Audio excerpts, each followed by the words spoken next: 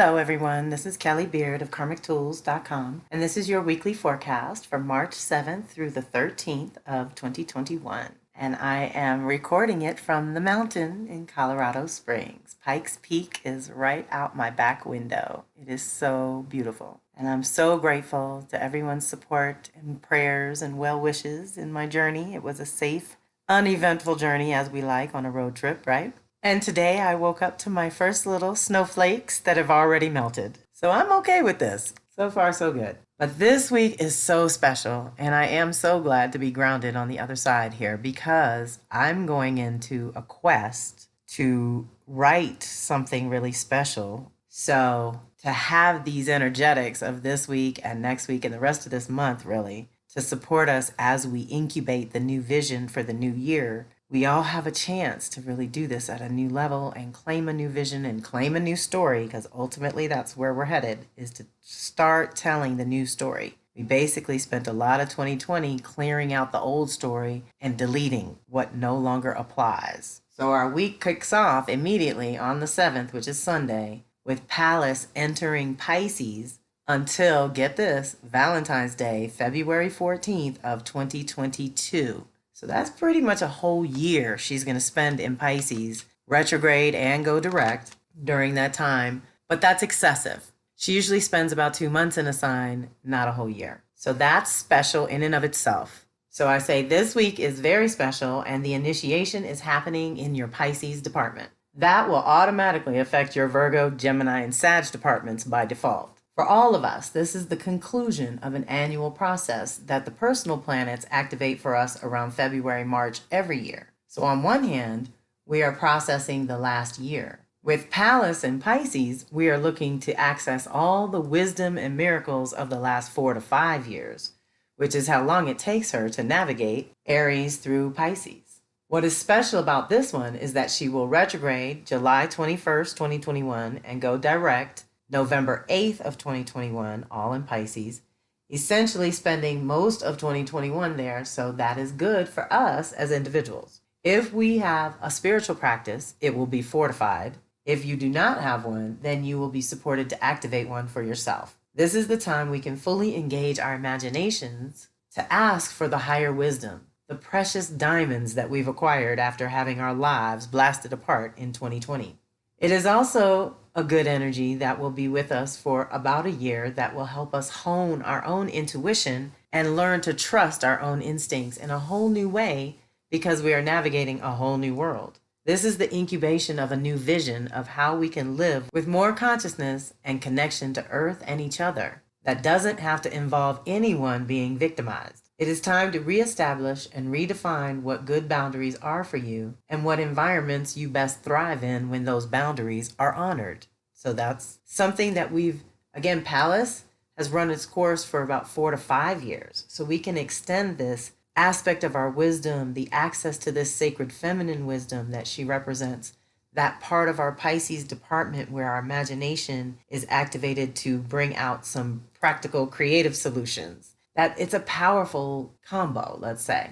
On the mystical side, this week is off the charts for us as individuals because this is where the personal planets are renewing themselves too. Pallas is our sacred feminine wisdom and the most masculine of the 4 asteroids, Juno, Vesta, and Sirius being the other 3. When I say masculine, I do not mean male-female roles. I mean active yang energy that is strategic and forward-thinking. So Pallas activates our mystical priestess in Pisces, but it also activates the most practical approach to interacting with spirits, energies, or entities, or a more streamlined approach to your spiritual practice. Or if you're already pretty structured, organized, and committed, then you need to use this energy to infuse all that you do with more spirit and imagination. Pallas adds to Venus, doubling our sacred feminine influence this week, tripling it really with the moon, and making whatever we conceive or create rooted in something personal and magical. So let's tap into that wisdom that Pallas represents and that ability to cultivate our own creative solutions that we intuit for ourselves, by ourselves, from our hearts and the inside out, right? So that was Sunday the 7th. On Tuesday the 9th, I'm having my Venus circle. I'm going to attempt to keep a regular rhythm, even though I don't even have my things yet. And that will be at 9 o'clock Eastern Time. And this month is special, y'all, because, and I put it in here this week too, because we only have about 2 weeks before Venus is going to connect with the sun and activate the reclamation side of the Venus cycle. So when we get together on March 9th, it's going to be our regular monthly circle in Pisces, which is really powerful because it's all this week where Sun, Moon, Venus, and Pallas and Neptune are all together in Pisces. This is huge, y'all. This is micro to macro incubation of the new vision and seeding that vision, right? So we're going to touch base on a personal level there where we kind of go within. At this point, we're going to hit spring equinox on the 20th, and then Venus and Sun link up on March 26th. So what I'm going to do is have a free call to introduce the second half of the cycle on Tuesday, March 23rd. So you can register for that this week and next before we actually have that call. And then if you miss the call, of course, if you just register, you'll get the replay. So one is going to be personal on the 9th, but on the 23rd, we're going to get together as a community and look at what it means to shift from the release side of this work to the reclamation side of this work. And I'll be honest, I often do have a huge wave of new people come into the cycle that like to have the energetic support while they are reclaiming their lives. Many of us have created some incredible voids and vacuums in our lives that are going to get filled one way or another. So we might as well be conscious about it and do it brick by brick ourselves.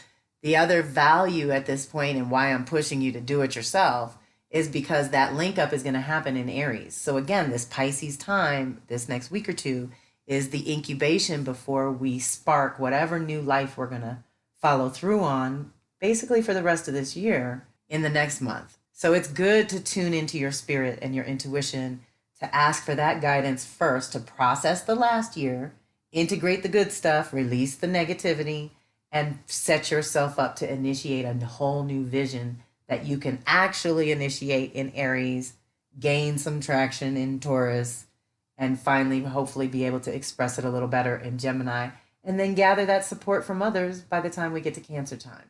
So, everything's a response to the last thing in preparation for the next thing, right? So that's our Venus update this week. And then Tuesday the 9th is the call. And then Wednesday the 10th is the Sun conjunct Neptune. This is definitely an initiation of a new vision. And it happens pretty much annually. It's an annual cycle that Sun touches Neptune. However, Neptune's only in Pisces every 165 years for 14 years. And we're about, I think, 8 or 9 into that. So we're a little past the halfway mark, but just around the halfway mark of what Neptune is doing in Pisces to reset the vision for our life as a collective on Earth, right? So think about what this is incubating and leading to in less than 10 years when Neptune hits Aries. Very big deal and something to consider. And so it's powerful to have Neptune there, and it does bring it in. It brings in that connection, that micro to macro, where whatever intentions and seeds that you plant for yourself as an individual are absolutely going to reverberate and affect those around you and the world. So we are so supported to claim a new vision on so many levels. With Venus, it's new values and priorities. With the Sun, it's a new purpose. With the Moon, it's a new emotional default setting. But in this case, in Pisces, that means you're following your intuition and you're following your nature. That's all part of this. Now, remember, I said Sun and Venus are together in Pisces, but they don't exactly activate their initiation. But they're so close that, look at this, just days apart. Sun hits Neptune, then Venus hits Neptune. That's how close they are. They're 3 days apart. So this is a 1-2 punch. Initially, we're going to first initiate the new purpose that's going to lead to the new values and priorities going forward, to the new relationships and finances that we experience going forward. What's the vision? So what's the vision for you, the individual? You have to know that first. Then we go to Venus and ask for that vision and incubate that vision, initiate that vision for new relationships, collaborations, and partnerships. So let's keep all this in the cauldron, y'all. We're adding our flavor and spice to what we are going to birth in the next quarter. And part of that, many of you have heard the Kellyism, creative collaborations, reciprocal relationships, and profitable partnerships. And I've found a new one, flourishing friendships. So flourishing friendships is added to that list now. And that's what we're claiming anew going forward. But first, we tap into our own vision. And so, again, in Pisces, and certainly with the Sun and Neptune getting together, it can make us very sensitive, whether it's rational or not. We're very sensitive to those around us and the energies around us. If you are one of those people who tends to put everyone else's needs before your own, then watch out, because this energy makes that urge even stronger. So be aware of two things. One, most times, people who focus so much on others to the exclusion of their own needs is because there is something about their own life that they do not want to face. And two, you could get lost in your so-called altruism to the point where you lose touch with reality under this influence. This energy is best used alone to meditate and contemplate your own world. Unless you can be completely detached in your charity work, I suggest you keep the focus on the vision for yourself. I use this little motivation to decide, is your life so organized and abundant that you can afford to spend so much time and energy on another's life? And if so, great, go for it. But if not, then charity begins at home, and so work on you. So that was the 10th, which is Wednesday. Then on the 13th, which is our new moon day as well, Venus is going to conjunct Neptune. Also very powerful to have on the new moon day. So Venus conjunct Neptune, this energy is the power of your vision combined with your deepest values. See how all our values have been reset in the last year anyway. And then you add Pallas the last 4 or 5 years for sure. You do a Venus cycle the last 8 years. Values and priorities change all the time. And this shift is going to support the initiation of a new dream or the birth of some creative project that is ready to come through you. It's a good time to reflect on the big picture of your life and make sure that your connection to the whole, your contribution, and your purpose are all truly in alignment with your values and priorities of now. It's time to be more intuitive than linear, time to inspire rather than convince. Finances and relationships are hard to sort out definitively with this energy, so it is better to express yourself creatively or artistically. This energy reminds you how interrelated everything is, so aligning your values within and without goes a long way for manifesting the vision. Follow your intuition, maintain integrity, stay grounded, and keep good boundaries anytime Neptune is involved. Then I have a little special note. This is a special time for Venus. She has disappeared from the sky because she is traveling really close to the sun.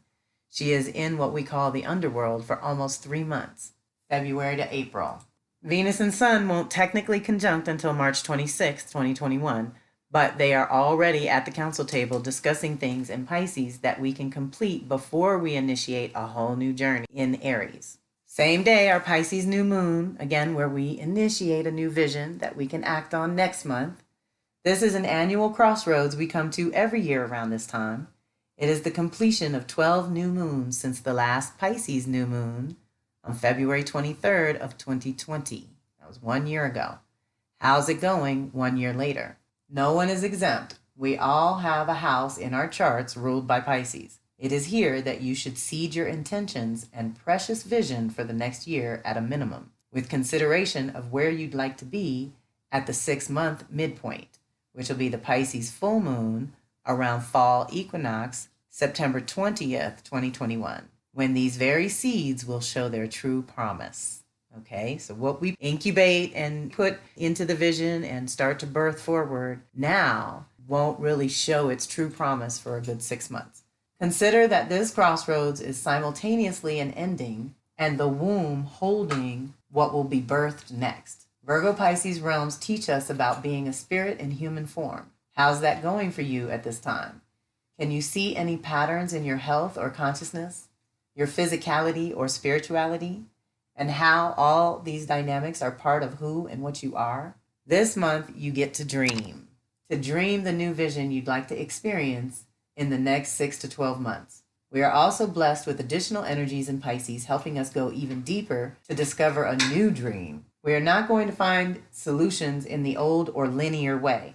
Sometimes you have to put the monkey mind in a timeout and let your imagination lead the way. Give yourself ample time and space to do this over the next month because you are clarifying what you would like to initiate come the Aries new moon on April 11th, 2021, 1 month from now, okay? So like I said, a powerful week to be doing some intentional solitude so that you can process your own last year. And if you're up to it, the last 4 to 5 years, thanks to Pallas, or if she's really strong in your chart, or if you have a lot of Pisces, or Pisces, Virgo, Gemini, Sag, again, are going to be all affected this week for sure and over the course of the Pisces month, just because that's what happens at this time of year. So hopefully you have a rhythm with it already and a protocol and a response system. And if you don't, reach out. I can help with that, of course. And for right now, I'm still getting settled in my new zone and a little crazy, but doing the best I can to keep up with you all and stay in touch. So reach out if you need to. I hope you have a fantastic week. This is Kelly Beard of Karmic Tools signing off.